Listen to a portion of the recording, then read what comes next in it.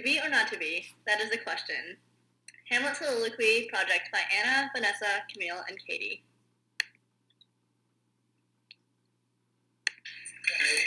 To be or not to be? That is the question. Whether 'tis nobler in the mind to suffer the slings and arrows of outrageous fortune, or to take arms against a sea of troubles, and by opposing end them.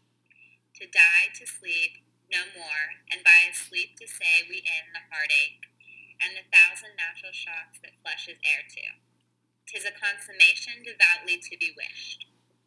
To die, to sleep,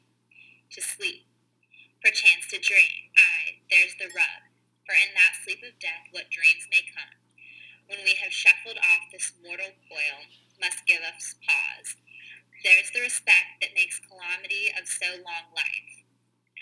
For who would bear the whips and scorns of time, the oppressor's wrong, the proud man's contumely, the pangs of despised love, the law's delay, the insolence of office, and the spurns that patient merit of the unworthy takes, when he himself might his quietus make with a bare bodkin?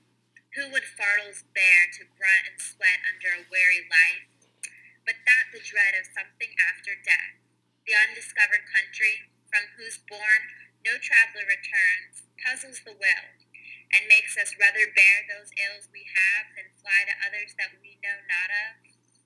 Thus conscience does make cowards of us all, and thus the native hue of resolution is sicklied o'er with the pale cast of thought, and the enterprise of great pitch and moment with disregard their currents turn awry, and lose the name of action. Soft, you now, the fair Ophelia, nymph in thy horizons, be all my sins remembered. Question 1. Why is this soliloquy probably the most famous in the English language?